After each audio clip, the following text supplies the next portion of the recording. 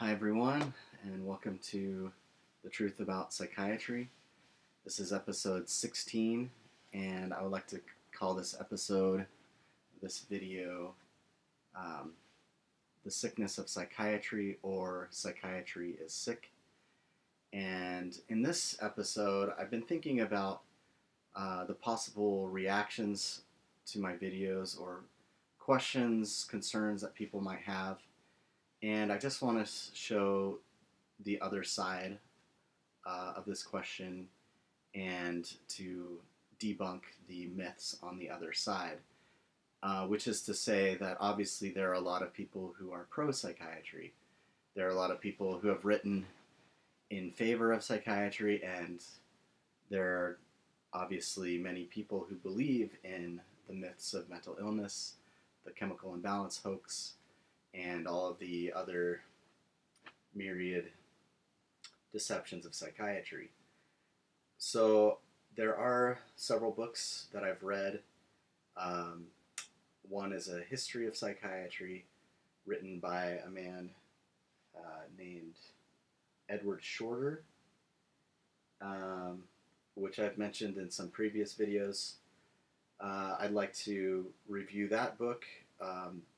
There's also a great series of books called A Very Short Introduction, and if you've ever read any of those, they have excellent summaries of a wide variety of topics.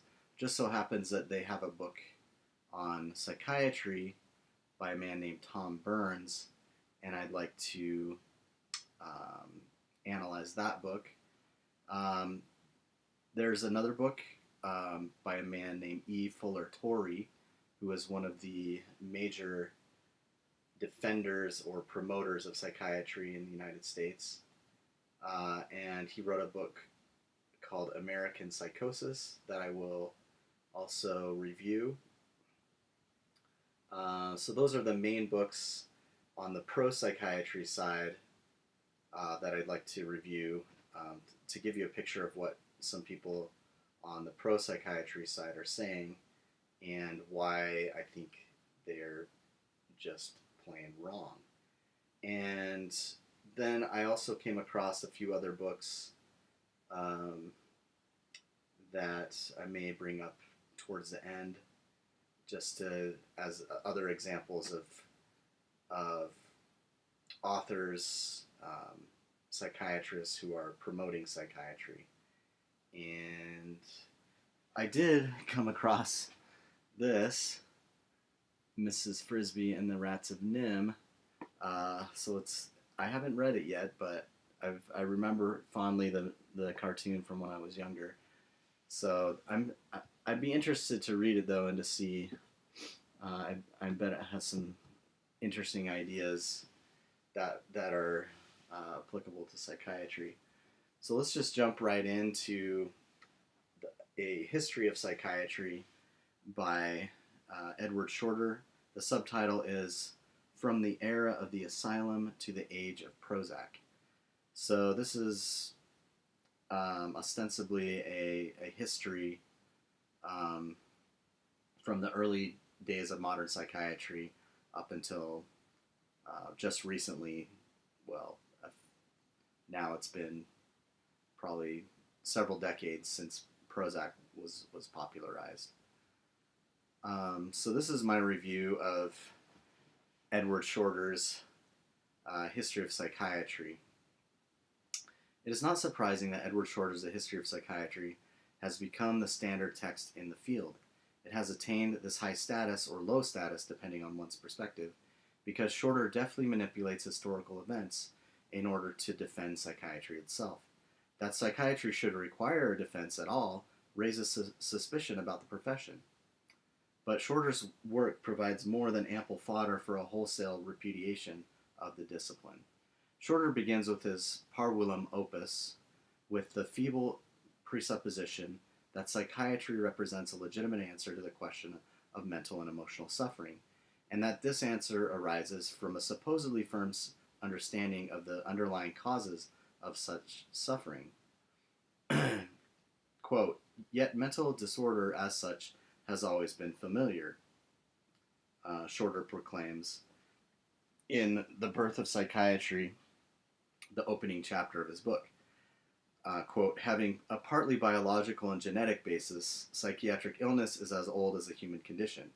Although not all mental disturbances are buried in the integuments of our nervous system, some certainly are, arising from disorders of the chemistry of the brain itself. It follows then that human society has always known psychiatric illness and has always had ways of coping with it. Unquote. To begin and base an entire book on such a daft proposal would be amusing if it weren't so harmful. If anything, history has repeatedly proven that the hunt for biological and genetic causes of so-called psychiatric illnesses has been no more fruitful than snipe hunting or the search for Sasquatch and leprechauns. So this this claim it's often made in psychiatry that so-called psychiatric illnesses, first of all, that they come from a chemical imbalance in the brain, which we've shown is simply false, and also that they are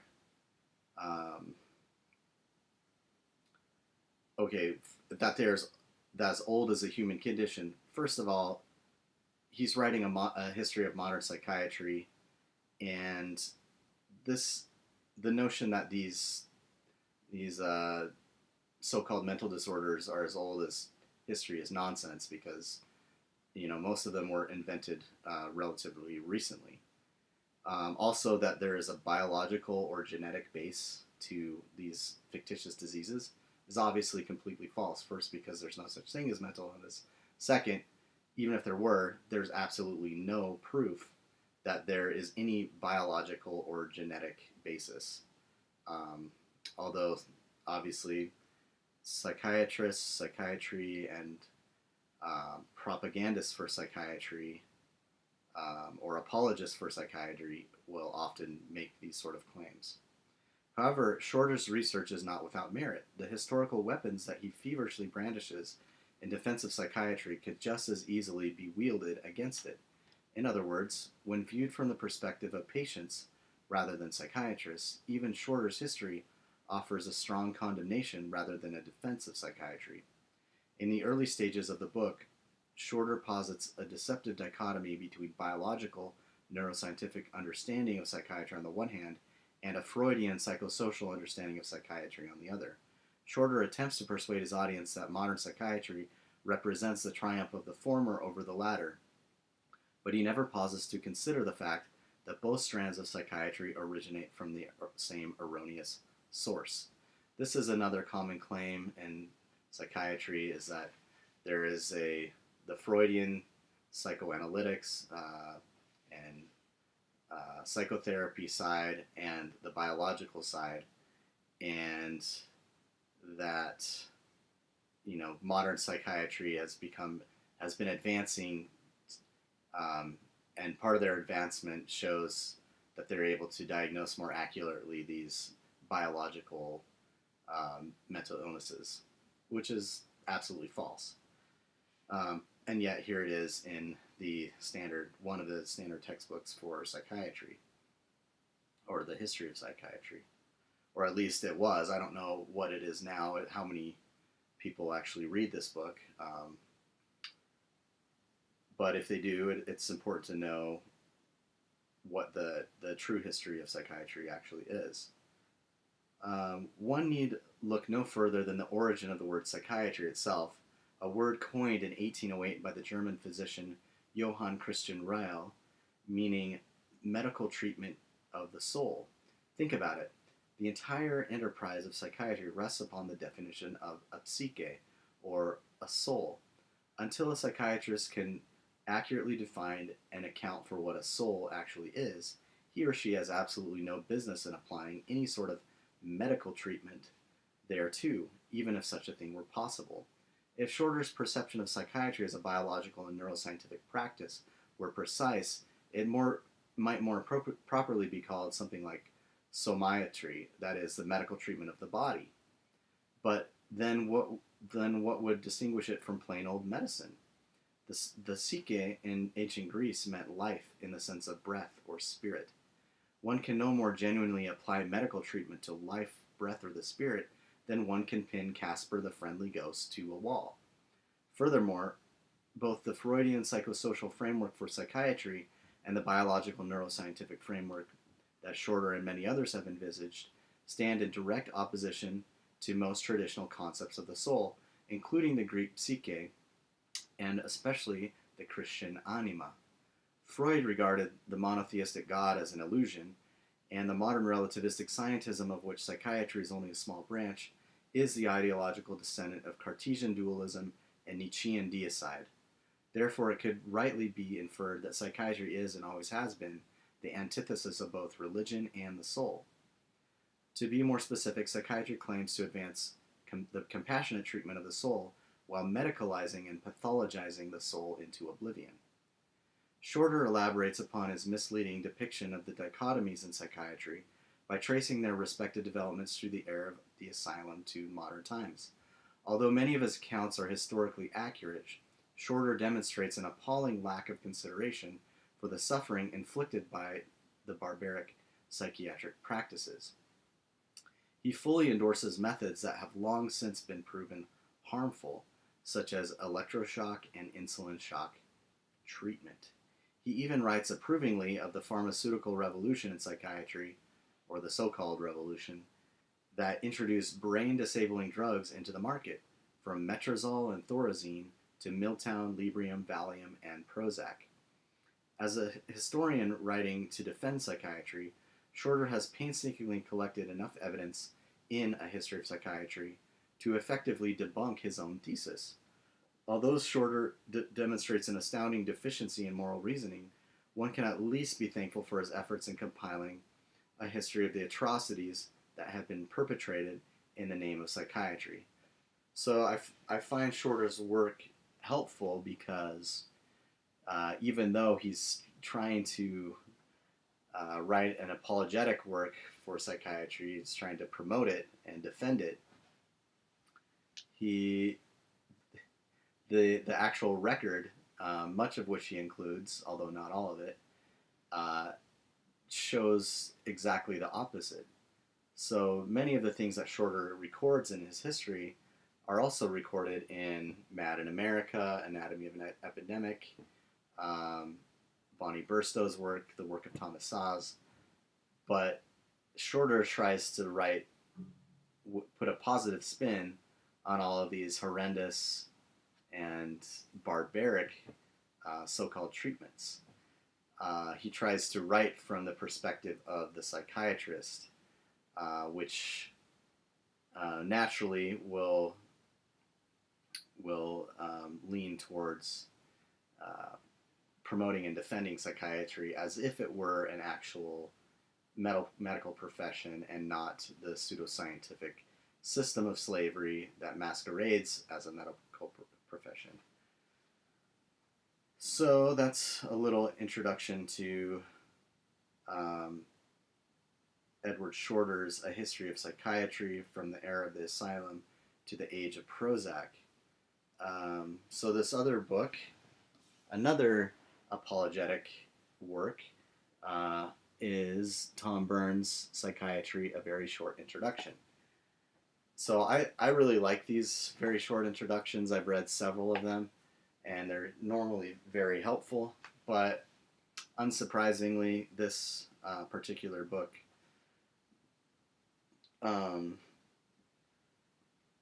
shows, just like Edward Shorter's book, that it shows a surprising lack of understanding or of what psychiatry actually is. But in a way, it's not surprising because, of course, that's what a psychiatrist would do, was try to defend his own supposed profession. Psychiatry, A Very Short Introduction, is a conflicted, contradictory little book. In a word, it is a very short introduction. In a word, and in a very short introduction to this very short introduction, psychiatry itself is sick. Nevertheless, whether intentionally or not, Tom Burns, who is also the author of Our Necessary Shadow, The Nature and Meaning of Psychiatry, has done an excellent job of describing many of the symptoms of psychiatry's sickness. Initially, Burns sets out to defend and promote psychiatry in spite of its horrific track record. To be fair, the author acknowledges some of the problems associated with psychiatry, but in a paradoxical twist of the imagination, he attempts to demonstrate that such problems make psychiatry an exciting field of endeavor. In the preface to his booklet, Burns writes, quote, "I am often asked, only half joking, whether we become psychiatrists because we are odd, or did we become odd as a result of being psychiatrists? The New Yorker magazine produces compilations of its cartoons, and there are invariably so many about psychiatrists that they regularly warrant their own volume." So this is a almost shocking lack of self-awareness to notice that, it's even there in the term shrinks, where psychiatrists try to laugh this off and all these cartoons and things as if there weren't some truth behind it. So in answer to his question, whether they're odd or did they become odd as a result of being psychiatrists, I would say there's probably a little bit of both, because psychiatry has a corrupting influence on those who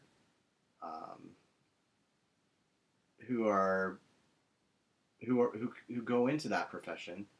I would say, but I would emphasize what Robert Whitaker has also emphasized, that it's more like a rotten barrel, and even good apples can be in this rotten barrel. But it's sad that the good apples don't recognize the rotten barrel that they're in, or they try to beautify what Thomas Saw's called prettifying plantations. Trying to, more crass term, polish a turd. And I've talked about that, how it's even worse than that, because as I've mentioned before, at least dung or excrement has a value in fertilizer. Psychiatry can also inspire fear, Burns continues in his preface. It is, after all, the only branch of medicine which can force treatment on individuals. Let's think about that for a second. This is a so-called medical profession, and even Burns himself admits that it can force treatment on individuals. Is that where in anything, I've talked about the art of healing before, medicine meaning to make things grow, to flourish. Where in that definition would any of this fit into medicine? This statement is then followed by a series of appalling lies and cunning half-truths. For example, Burns asserts, quote, "Chapters 5 and 6 deal with the controversies that have raged around and within psychiatry ever since it first emerged as a profession. It is a fair criticism of this book that it devotes more space to these than to the undeniable advances. I could have dwelt more on psychiatry's advances in new drugs, psychological treatments, and working practices which have made an enormous contribution to human welfare. I do not want to suggest any skepticism about the progress that psychiatry has made and is making. Psychiatry and the neurosciences are making remarkable strides." Unquote. Burns' booklet lists some of the, quote, "controversies that have raged around and within psychiatry, but the claim that psychiatry has made great advances and enormous contributions to human welfare is patently false. Burns' relative reticence concerning psychiatry's undeniable advances and its prolixity concerning the controversies underscores the dark reality that psychiatry has something to hide. So welcome, Burns boasts, to an area of medicine that is both mysterious and exciting, as advances in brain sciences continually bump up against the messy reality of human beings. So it's just a silly, nonsensical way of trying to promote psychiatry by making it sound exciting, as if forcing horrible abuse on human beings is exciting. So the real messy reality that is hidden behind every word of Psychiatry, a very short introduction, a reality which Burns never fully engages, is that millions upon millions of innocent people, including his own dear mother, have been harmed and are currently being harmed by pernicious practices in psychiatry. If psychiatric abuses weren't so ubiquitously tragic, Burns' attempt to define psychiatry in the opening chapter of his booklet would simply be comical. As a professor of social psychiatry at the University of Oxford and a practicing consultant psychiatrist in the NHS, Burns is ostensibly an expert in psychiatry. Yet when it comes to defining his own profession, he fumbles through manifold meaningless metaphors and a very loose definition of the word psyche. Burns begins by describing what psychiatry is not. It is not psychology, psychoanalysis, or psychotherapy. Psychiatry, he writes, is a branch of medicine which deals with mental illnesses, nowadays often called psychiatric disorders. Burns further complicates his definition of psychiatry by revealing his own struggle to define mental illness. Quote, "There is a marked circularity about this. A psychiatrist is someone who diagnoses and treats psychiatric disorders. Psychiatric disorders are those conditions which are diagnosed and treated by psychiatrists. There has been endless controversy about the reliability of psychiatric diagnoses and even whether or not mental illness exists at all. It is worth spending a little time on why," and I'm still quoting Burns, "it is worth spending a little time on why psychiatric diagnoses are so controversial, both because it keeps cropping up and also because the same issues are fundamental to all medicine, though rarely as striking." Unquote. Burns admits that the subjectivity of the diagnostic process is more than just a little perplexing. Quote, "Diagnoses based on a patient's mental state contain no concrete evidence for the diagnosis. There are no blood tests or X-ray pictures. Psychiatric diagnoses rely on making a judgment about why someone is doing something, not just the observation of what they are doing." Although Burns appears to acknowledge such perplexities, he promptly explains them away with absurd justifications. Quote, "So psychiatry is not for the faint-hearted or those who need too much intellectual security." Unquote.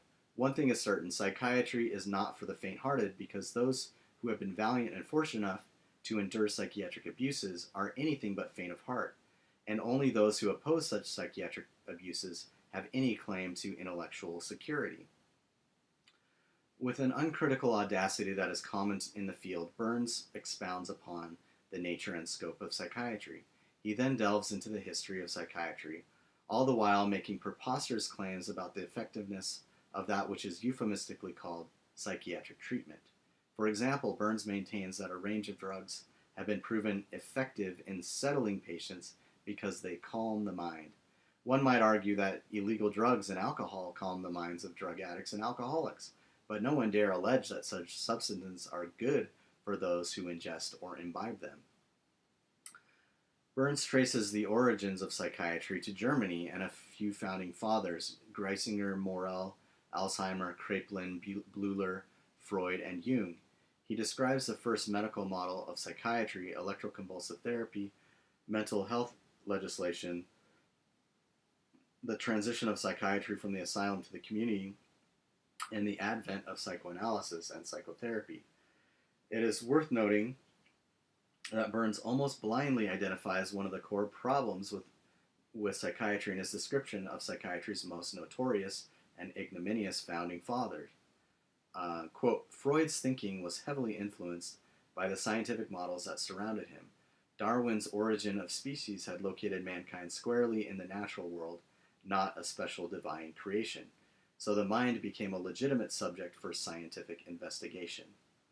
This shift in the commonly accepted understanding of human nature produced catastrophic consequences, not the least of which was the psychiatric dehumanization of suffering." So we've talked about a lot about that in previous videos about the distinction between mind and brain and why it's problematic to attempt to apply material medicine to the mind or psyche, as if the mind or the soul were just another biological or measurable object, or as if as if the soul could be reduced to scientific, or in the case of psychiatry, pseudoscientific scrutiny. Not until chapters 5 and 6 of his booklet does Burns begin to address the real problems inherent in psychiatry. Quote, "Psychiatry has always been controversial," Burns remarks. "There never was an extended golden age of peace and tranquility when everyone was in agreement, because it deals with the mind and because psychiatrists can act against our wishes, which will always generate a degree of suspicion and fear." Again, just an appalling lack of self-awareness that, of course, there was never an extended golden age because it's been corrupt since inception. And also, the claim that psychiatry deals with the mind is just plain nonsense. Psychiatry is, I mean, as we've already shown in previous videos,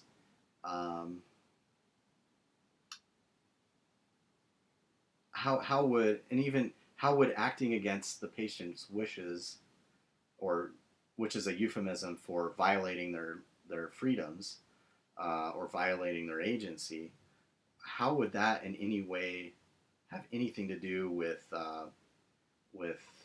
treating the mind or applying medical treatment to the mind?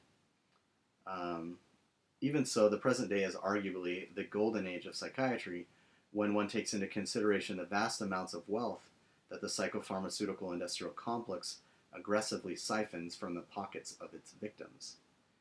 Burns identifies Descartes as one of the central expositors of the mind-brain question that is unavoidable in psychiatry.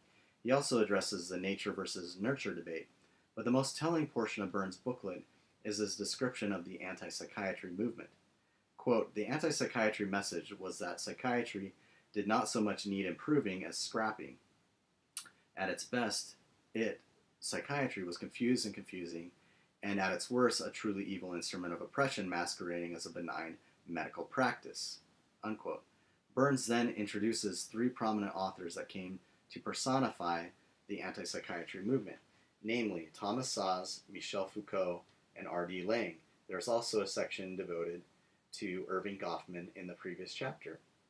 Burns' presentation of each of these authors' arguments is superficial and dismissive, and his portrayal of psychiatric survivors is equally deplorable. Quote, "Many, though by no means all, ex-patient groups have become militantly anti-psychiatric, often referring to themselves as survivors rather than patients, clients, or service users. Overall, however, there is now much less concerted opposition to psychiatry as a discipline." No. Just as he dismisses the anti-psychiatry movement and the voices of psychiatric survivors, Burns brushes over abusive psychiatric practices. By downplaying the severity and the barbarity of these abuses, Burns attempts to show, on the whole, psychiatry does more good than harm. Quote, so while we focus in this chapter on what psychiatry can get wrong, let's not forget that it more often gets right, and that progress has been substantial. This is a shamefaced lie. Burns concludes with a chapter about psychiatry in the 21st century. He presumes that advances in technology, neuroscience, genetics, and medicine hold the key to preserving the practice from further crises.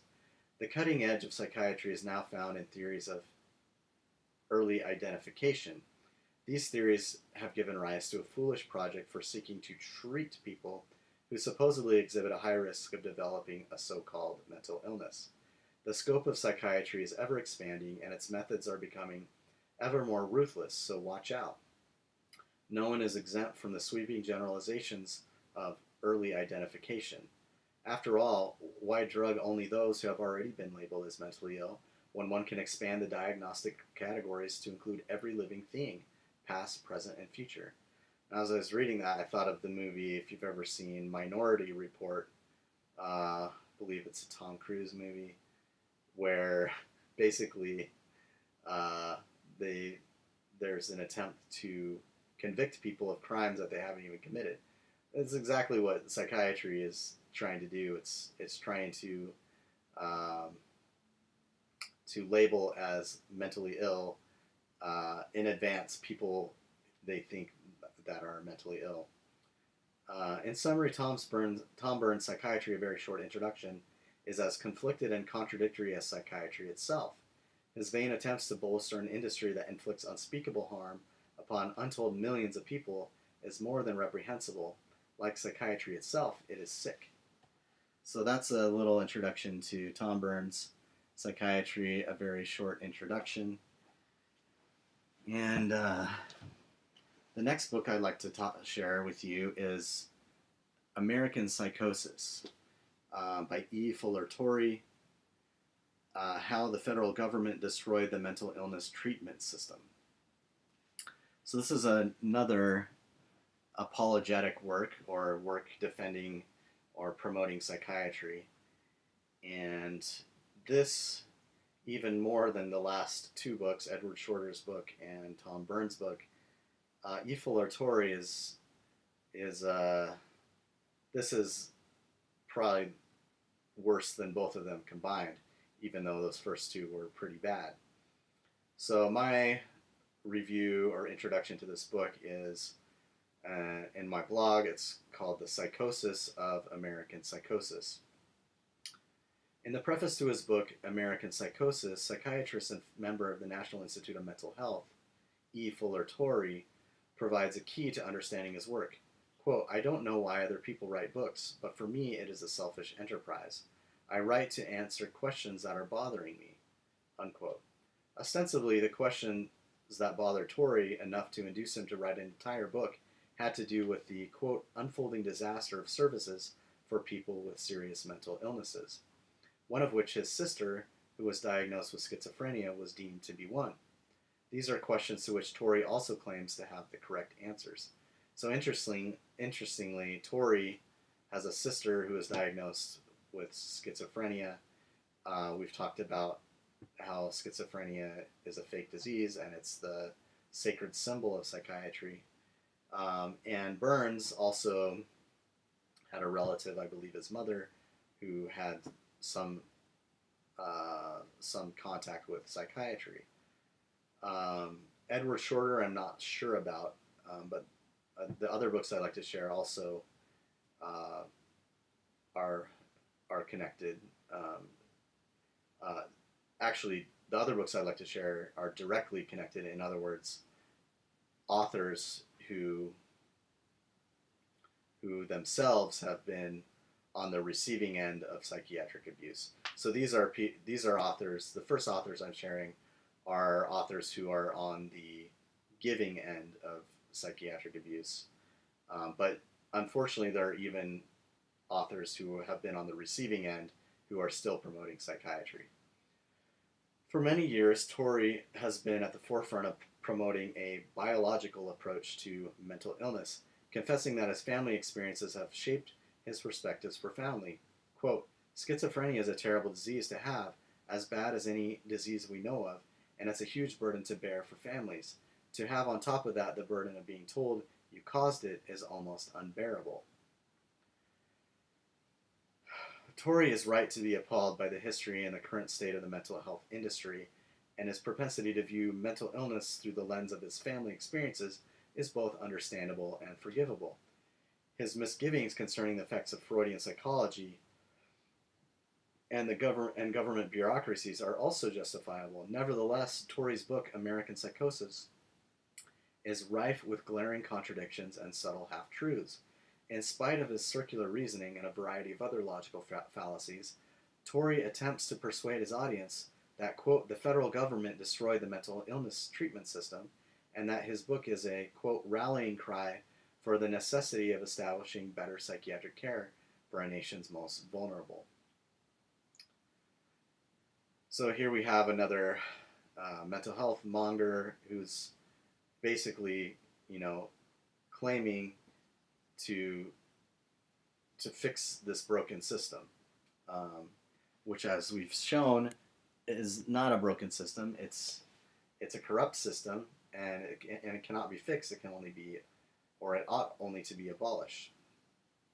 Ironically, in writing this book, Torrey has been endeavoring to perpetuate the very system of which he himself is so critical. Even more ironically, Torrey verges on repeating history while simultaneously admonishing his readers to learn lessons from the past. He argues that the medical health industry, the mental health industry is a disaster, but his proposals to fix the system would prove to be even more disastrous. His vision for correcting the errors that produce the current predicament of the mental health industry in the United States is fundamentally flawed because it fails to take into consideration the underlying causes of those errors. Ultimately, Torrey's book, American Psychosis, is a manifestation of the very symptoms that it claims to diagnose, and it is a cause of the disease that it allegedly sets out to cure. Torrey begins his diagnosis of American psychosis with a story of Joe Kennedy's decision to seek a lobotomy for his daughter Rosemary, a decision which Torrey correctly describes as an unmitigated disaster. So at least he gets this right. The Kennedys, Rosemary, received horrible treatment from psychiatry, and this is Thomas Saz has recorded about that, and it's good that at least Torrey recognizes that it was an unmitigated disaster, destroyed Rosemary Kennedy's life. He then traces the history of the federal government's growing involvement in the field of psychiatry, including the establishment of the National Neuropsychiatric Institute in 1945, which later became the National Institute of Mental Health, or NIM. Remember the secret of NIM. Torrey describes the ambitions of NIM directors Robert Felix, Stanley F. Eolas, and his own mentor, Bertram S. Brown, each of whom labored vigorously under the delusion that they were making history by participating in the creation of a brave new world. For example, Torrey records Robert Felix's affinity for beliefs such as those adhered to by C. Brock Chisholm of the World Health Organization. We have never had a really peaceful society, quote, we have never had a really peaceful society in the world. Can the world learn to live at peace? With the other human sciences, psychiatry must now decide what is to be the immediate future of the human race. No one else can, and this is the prime responsibility of psychiatry. That's a real quote. Such grandiosity flows from the kind of thinking that is catalytic to the confluence of government and psychiatry, or what Thomas Saz referred to as the therapeutic state. Torrey claims to oppose this merging, at least on the federal level, but as a psychiatrist, whether wittingly or not, he performs and promotes the rites and rituals of the ersatz religion known as psychiatry. One of the major components of pseudoscientific, pseudo-religious psychiatry is the production and distribution of its pseudo-sacramental psychotropic drugs. While dogma and denominations may vary, pharmaceutical high priests and pastors of psychiatry far and wide push toxins as treatment and poisons as panacea. As Torrey himself preaches, quote, one of the great ironies of American psychiatric history is that during 1955, at the same time that the Joint Commission on Mental Illness and Health was being charged with finding a solution to the mental illness crisis, a totally unexpected solution was appearing. The solution was chlorpromazine, sold in the United States under the trade name Thorazine. It had been discovered in France in 1952 and reported to dramatically reduce the delusions, hallucinations, and manic symptoms of many patients with severe psychiatric disorders, unquote. Touting Thorazine as a solution to anything is tantamount to calling cocaine candy. It is simply untrue that Thorazine or any other psychotropic drug is a solution, let alone a medication. In fact, psychotropic drugs are more often than not the real culprits in inflicting brain damage and fomenting psychosis. On the surface, these drugs may appear to work by sedating or numbing patients, but in reality, they are only working a gradual chemical reconstruction of the brain, the effects of which range from severe mental, emotional, and physical agony to psychosis, suicide, and murder. Torrey decries deinstitutionalization, or the emptying of the state mental hospitals, while lambasting those who were involved in the creation of a federal mental health program, particularly the political figures whom he considers to be ignorant concerning the problem of mental illness. Torrey also misinterprets and ridicules the ideas of others whom he has marked as complicit in the process of deinstitutionalization, authors such as Thomas Saz, Irving Goffman, and Ken Kesey. So Saz obviously wrote The Myth of Mental Illness. Goffman wrote a book called Asylums. Ken Kesey is the author of One Flew Over the Cuckoo's Nest. Torrey even goes so far as to conclude, as the title of his book suggests, that the United States as a whole was suffering from a form of psychosis. Quote, one might have to been excused for thinking that the nation itself needed psychiatric help. Unquote. Torrey's predilection for diagnosing diseases and prescribing cures, even for an entire nation, is just a minute example of the psychiatric hegemony that produces books such as American Psychosis or the spurious Diagnostic and Statistical Manual of Mental Disorders, the DSM-5. So again, we see the psychiatric obsession with labeling and diagnosing anything in sight, even America. So here's E. Fuller Torrey claiming that America is psychotic, and somehow he, as the psychiatrist, has the solution to cure this American psychosis. In addition to endorsing drugs and denouncing deinstitutionalization, Torrey has also filled the pages of his book, American Psychosis, with a plethora of beguiling euphemisms. Torrey's allusions to psychiatric services, treatment, and care are at best ambiguous and at worst duplicitous.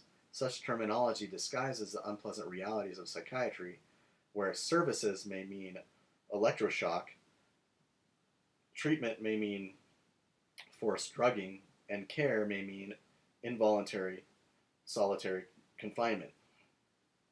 When Torrey writes about psychiatric assistance or meeting the needs of patients, what he's actually referring to is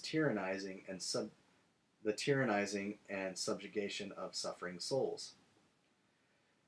As further illustration of Torrey's complete disregard for the great harm that is caused by psychiatry in general and psychotropic drugging in particular, consider the following passage. Quote, from the late 1960s onward, the exodus of state hospital patients was on autopilot, driven by the availability of antipsychotic drugs, which got the patients well enough to be discharged. The availability of federal Medicaid and Medicare funds, which effectively saved state funds, and court rulings, which encouraged patient discharge. Unquote.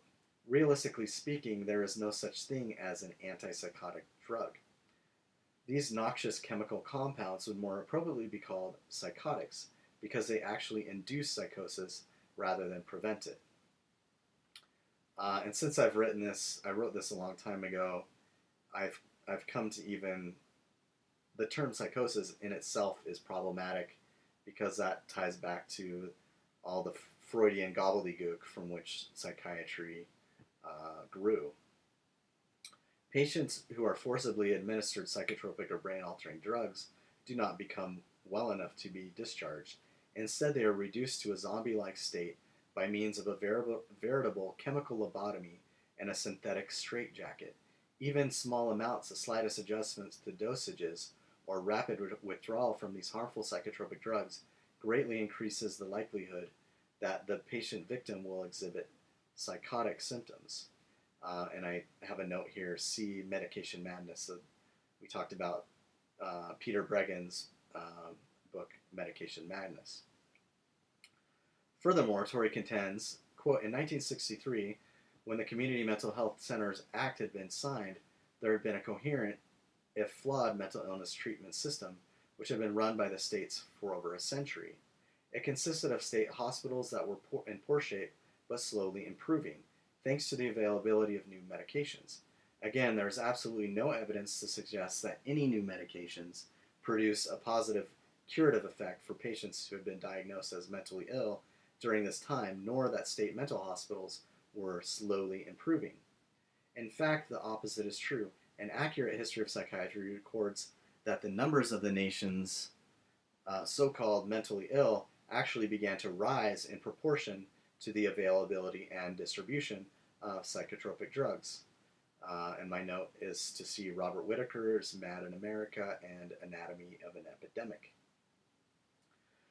Torrey completely neglects the overwhelming evidence that psychotropic drugs inflict immense irreversible harm by arguing in favor of their effectiveness. Quote, given the effectiveness of medications that has become available to treat serious psychiatric disorders starting in the 1950s, discharging hundreds of thousands of mentally ill individuals from state mental hospitals with both was both logical and humane. Thus, deinstitutionalization per se was not the mistake. The mistake, rather, was our failure to provide continuing treatment and rehabilitation for these individuals once they left the hospitals. Unquote. While it is certainly true that families and communities play an essential role in fostering healing for the sick and afflicted, the only reason that psychotropic drugs may in any way be termed effective is that they effectively damage the brains and crush the minds of those who are unfortunate enough to ingest them. As if that were not enough, and I should also say, or to be injected with them, because not all people voluntarily consume these dangerous chemicals. As if it weren't enough, Tory continues his crusade against those who are labeled as mentally ill by blaming individuals who resist drugging for their lack of awareness of their own illness. Thomas Saz has talked about this in many places, or their need to take medication. There is even a fancy pseudoscientific word to describe the condition, anosognosia. Victims of Alzheimer's disease or stroke may manifest real anosognosia, but a person who resists involuntary hospitalization and forced drugging is anything but anosognosiatic. In fact, the opposite is true. Psychiatrists who perpetuate such abuses suffer from a more severe type of anosognosia, in other words, a lack of awareness of the harm that they cause, the harm that they inflict. But Tory doesn't stop there. He has the temerity to pit his own campaign for augmenting the authority of psychiatry against the testimonies of those fortunate few who have endured and overcome its abuses. Quote, unfortunately, Tory brazenly declares, both the employment of mentally ill individuals as peer counselors and the recovery movement have been partially discredited by the parallel psychiatric survivor movement. This consists of a small but vocal group of individuals who have more or less recovered from their previous mental illness and who profess four beliefs, although of course not every survivor agrees with all four. 1. Psychiatric medications are extremely dangerous and best not taken at all. 2. No mentally ill person should ever be treated involuntarily. 3. Electroconvulsive therapy, ECT, should never be used. And 4. Serious psychiatric disorders are not physiological brain disorders, but rather merely states of emotional distress. The survivors had their philosophical origins, and this is still Tory writing, had their philosophical origin in their own experience of having been mentally ill, as well as in the writings of Thomas Saz, The Myth of Mental Illness, and R.D. Laing. A few were also influenced by the anti-psychiatry teachings of Scientology. And there's the bugaboo of Scientology again. They have organized themselves over the years into groups such as the Insane Liberation Front, the Network Against Psychiatric Assault, and the National Association of Psychiatric Survivors. By claiming to speak for all psychiatric consumers, they have discredited the others, especially regarding the issue of involuntary treatment, which is an essential treatment strategy needed for a small number of mentally ill individuals. By claiming that mental illness does not exist or is merely an alternate reality, this group has also discredited the recovery movement. Okay, and I'll show why all of that is just bogus. In the first place, the psychiatric survivor movement that Tory pretends to describe does nothing to discredit anything but psychiatry and the pharmaceutical industry itself. Secondly, the real psychiatric survivor movement is, sadly, not small at all. There are thousands upon thousands of survivors, and as a result of pervasive pharmaceutical fraud and psychiatric abuse, the numbers are rapidly rising. Tory claims that the psychiatric movement is not only small, but vocal. In reality, psychiatry and the pharmaceutical industry are obstreperously vocal, garnering overwhelming support from government bureaucracies and the media, while the voices of psychiatric survivors are rarely given an audience. If anything, psychiatric survivors need to be more vocal in order to be heard above the deafening drumbeat of psychiatric propaganda that pounds incessantly into the global consciousness. Tory professes that the psychiatric survivors movement consists of individuals who have recovered more or less from their previous mental illness. But in truth, psychiatric survivors were never mentally ill in the first place. In fact, much of what is regarded as mental illness is iatrogenic in nature, meaning that it's caused by medical examination or treatment. Regardless of whether or not an individual manifests symptoms that could be diagnosed as mental illness, psychotropic drugs nearly always cause legitimate illnesses in both the brain and the body. This is not to say that there are not many people who suffer from a variety of non-iatrogenic mental or emotional afflictions, but that psychotropic drugs can easily turn a very healthy individual into a very sick one. Moreover, the label of mental illness does nothing to promote the health of the individual in question. More often, it creates a stigma so crippling that it is almost impossible to abolish. Torrey also attempts to discredit the psychiatric survivor movement by mischaracterizing the principles that undergird it. The four beliefs that he outlines are deceptively phrased so as to make the ideas sound silly. The first belief, one, that psychiatric medications are extremely dangerous and best not taken at all, would better be worded, 1. Psychotropic drugs are extremely toxic and have severe iatrogenic properties. These drugs are not in any way medication and are certainly not psychiatric medication. Does this mean that psychotropic brain-altering drugs are dangerous? Only if they are purchased and consumed. Does this mean that they shouldn't be taken at all? Yes, unless one doesn't mind causing severe damage to the infinitely complex and delicate organ called the brain. The second belief, that, quote, no mentally ill person should ever be treated involuntarily, belies the fact that so-called diagnoses of mental illness are often arbitrarily, I would say always, since there's no such thing, and that though administered, and that those who are unfortunate enough to receive such a diagnosis are seldom treated in any way that could be called worthy of the word care. By inserting the word ever, Torrey attempts to argue that psychiatric survivors are culpable for exacerbating extreme cases in which a supposedly dangerous person, whether mentally ill or not, may need to be subdued by force. This is a lie. The third belief, that, quote, electroconvulsive therapy, ECT, should never be used, is equally misleading because there is nothing therapeutic about shocking a person's brain with strong electrical currents. And if I do a video about the history of psychiatry and how electroshock was invented, I may have talked about it already, but even the man who invented it, I believe was an Italian man, I think it was Cerletti, even this man realized when he was shocking the brain of his first victim, he realized that it was really awful and dangerous. And the victim said, stop, you're killing me. And yet now this is, it's called therapy now. And people, are still, in some places, still believe that it's actual therapy.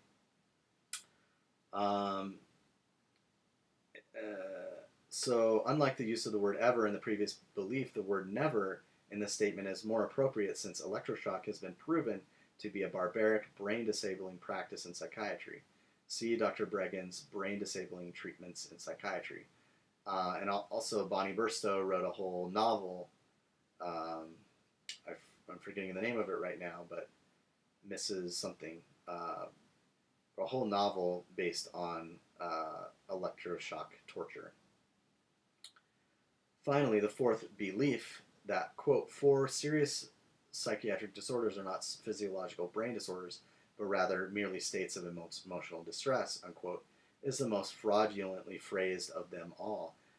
Torrey attempts to perpetuate a hypothesis that was disproved long ago, that symptoms of mental and emotional suffering that are classified under the rubric of mental illness or serious psychiatric disorders have observable biological causes or measurable genetic links.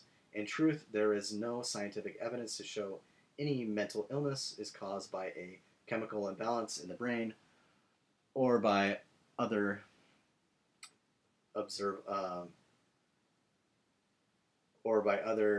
any other physiological aberration. See, for example, Irving Kirsch's The Emperor's New Drugs. There is, however, much evidence to support the fact that symptoms that typically incur a diagnosis of mental illness often arise from emotional or environmental stress. See, for example, Dr. Peter Bregan's Toxic Psychiatry.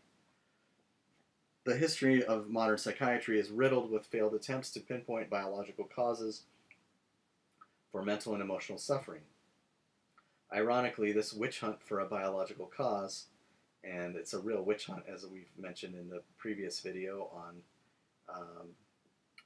the Manufacture of Madness, Thomas Szasz, comparing the Inquisition to the mental health movement, or the mental health movement to the Inquisition. Ironically, this witch hunt for a biological cause began with Freudian psychology and continues to this day, carried out even by those who claim to reject Freud's earlier premises and conclusions. By using the word merely in this forced belief, Torrey attempts to show that psychiatric survivors are indifferent to or originators of the suffering of those who are labeled as mentally ill. Nothing could be further from the truth. For Torrey to claim that survivors had their philosophical origin in their own experience of having been mentally ill is disingenuous at best, since psychiatric survivors were never mentally ill in the first place. Furthermore, to claim that psychiatric survivors had their philosophical origin in the writings of Thomas Szasz and R.D. Laing is only partially true, since many psychiatric survivors have never even heard of these authors. In fact, most psychiatric survivors only find out about these authors long after they have been psychiatrically abused. In fact, those who have had the good fortune to encounter the writings of these authors beforehand are in some ways immunized against the psychiatric assault. They are prepared to never become victims of psychiatry in the first place.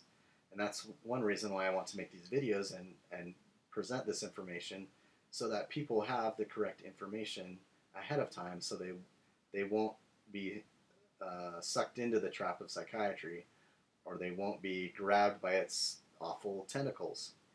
But the most absurd of Torrey's teachings is that some psychiatric survivors have been influenced by Scientology. The reason why this claim is so absurd is that there would be no need for Scientological opposition to psychiatry, and a psychiatric survivor movement would not exist if psychiatry didn't actually inflict serious harm on individuals and families and communities. Think of it. What other medical profession or supposed medical profession has an entire movement against it? I mean, I don't see, a movement against the treatment for diabetes, or a movement against, I don't know. Well, there are some. I guess there would be some other barbaric medical practices, but psychiatry is unique in having such a distinct movement of opposition to it. In other words, the teachings of Scientology don't influence psychiatric survivors. Rather, Scientological opposition to psychiatry coincides at certain points with the opposition to psychiatry that comes naturally to survivors who have endured psychiatric abuse.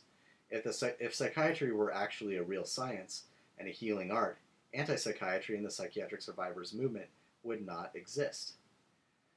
Torrey has the audacity to assume that those who are subjected to the horrors of psychiatry should be called consumers of psychiatry.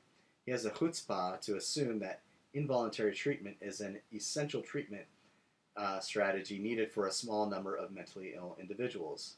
He even dares to claim that psychiatric survivors who have been subjected to psychiatric torture are guilty of discrediting the recovery movement. This is a bald-faced lie. If anyone knows anything about suffering and has compassion upon those who are diagnosed or misdiagnosed as mentally ill, it is a psychiatric survivor. Luckily, a handful of honest psychiatrists have seen through the lies inherent in their profession and have begun to push back against coercive psychiatry. Speaking of Thomas Szasz, speaking of Peter Breggin, and a small number of others.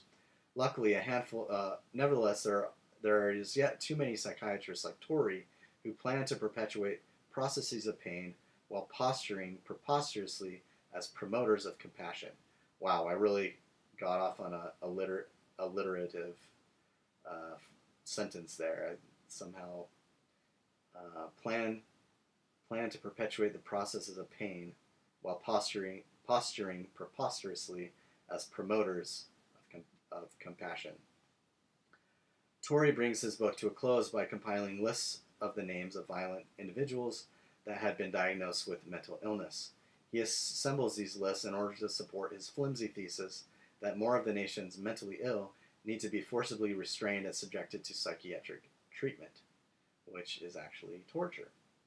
Sadly, Torrey fails to mention that in many of these extreme cases, the violent individuals were actually driven to madness by drugs. See medication madness. He also conveniently fails to mention that perpetrators of violent offenses sometimes fall back on the plea of insanity as a justification for their crimes. And again, Thomas Saz has written all about the the insanity defense and why that's such a bogus concept.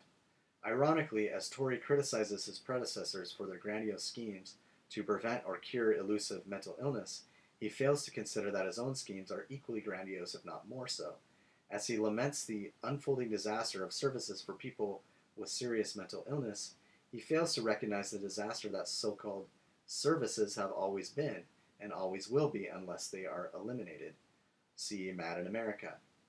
By writing American Psychosis, Torrey is on the verge of repeating the same history that he so adamantly warns others not to repeat. He even approvingly cites Aldous Huxley, quote, that men do not learn very much from the lessons of history is the most important of all the lessons that history has to teach. The federal government did not destroy the mental illness treatment system, nor is Torrey's book a rallying cry for the necessity of establishing better psychiatric care for our nation's most vulnerable.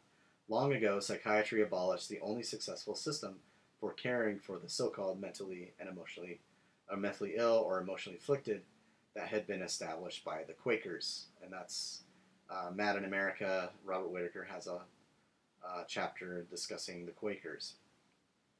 The only rallying cry that can be read in Torrey's book is that which seeks to promote psychiatry itself at the expense of our nation's most vulnerable. Torrey dedicates the final sections of his book, American Psychosis, to listing what he considers to be 8 impediments to change and the solutions he derives from at least 10 lessons to be learned from history. Torrey maintains that, quote, if we hope to change mental health policies, we must first understand the forces that impede change, unquote.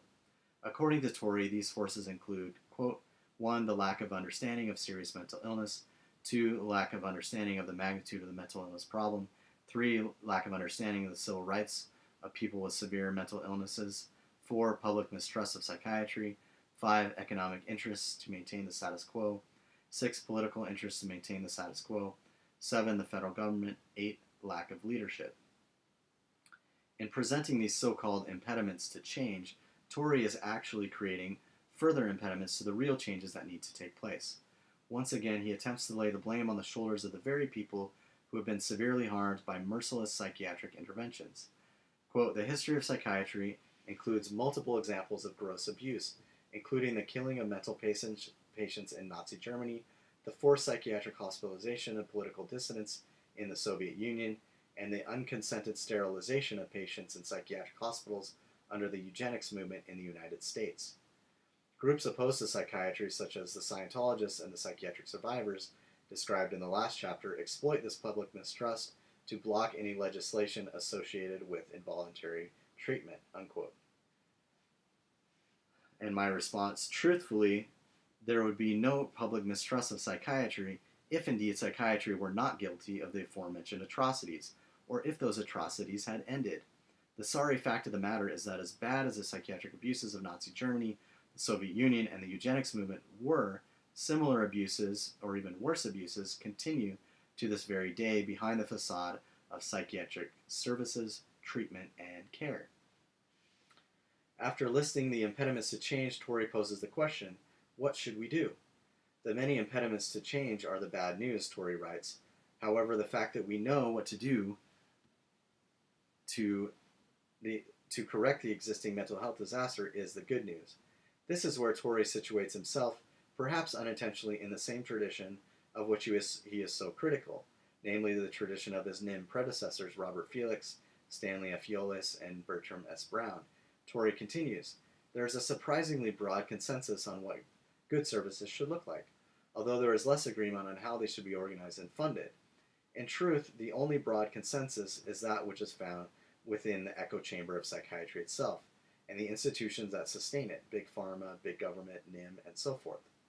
Good services and broad consensus are psychiatric buzzwords, which when translated into the common speech of the average citizen or victim of psychiatry would be torture and tyranny.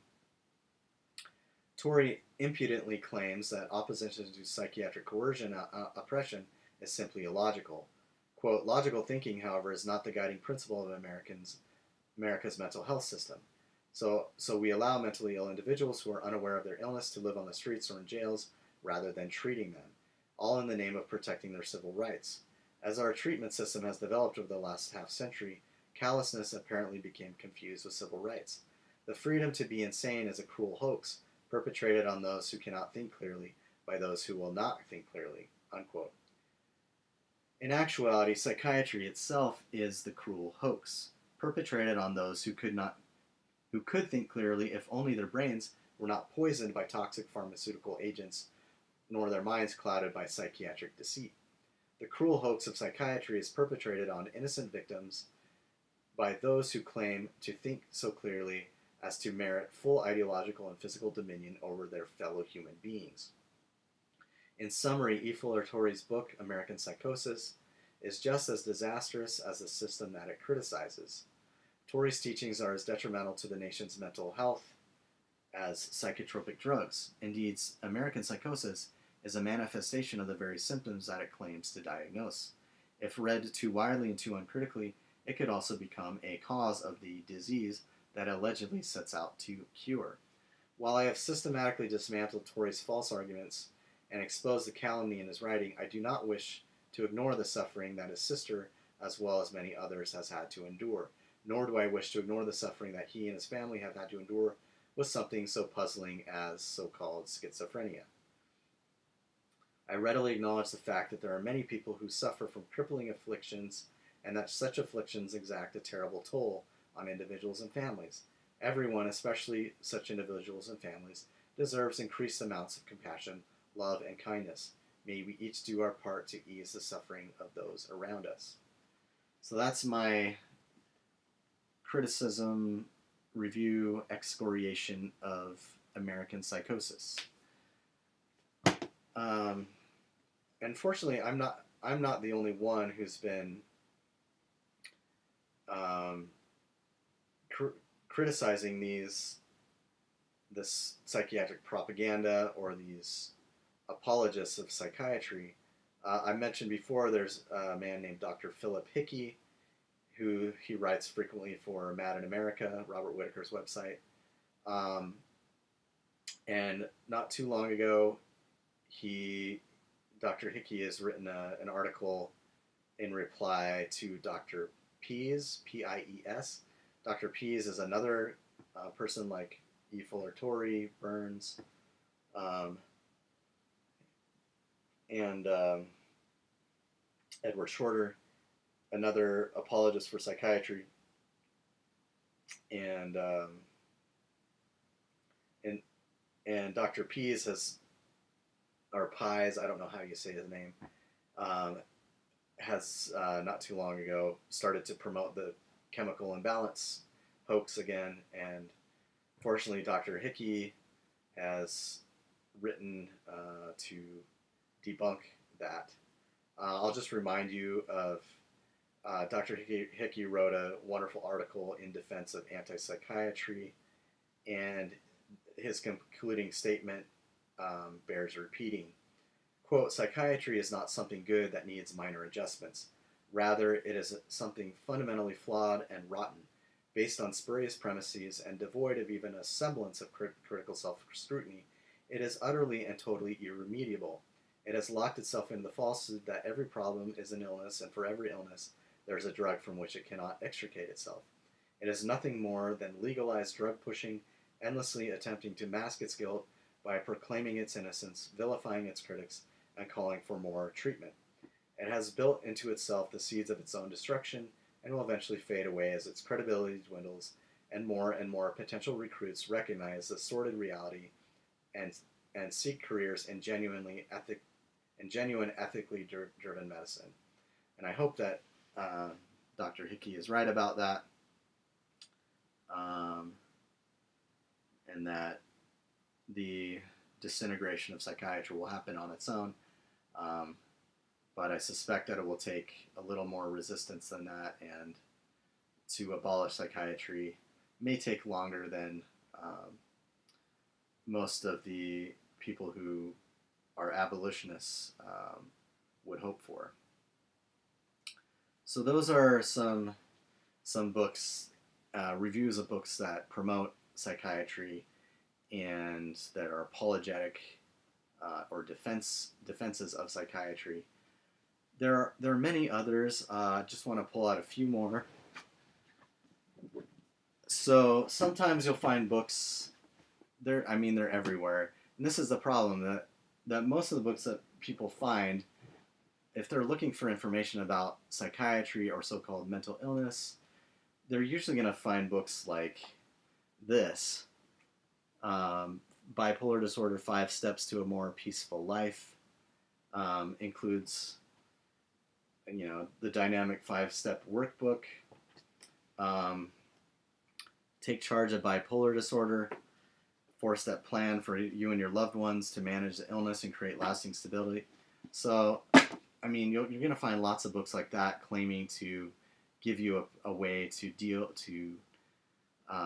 with these so-called illnesses. But they're all based on the false assumptions of psychiatry itself. Sadly enough, there are even survivors of psychiatry who continue to promote psychiatry without knowing it, or in other words, people who have undergone psychiatric abuse who nevertheless write in promotion of psychiatry as if psychiatry had actually helped them. One of those is a lady named Kay Redfield Jamison. She's written a book called The Unquiet Mind. She's written Touched with Fire. And she actually came to Brigham Young University recently and spoke. She is one who was diagnosed as bipolar or some other maybe major depression, bipolar. She was drugged, given lithium and all sorts of drugs, and and continues to. But she's also a psychiatrist, so she continues to promote psychiatry, and her writings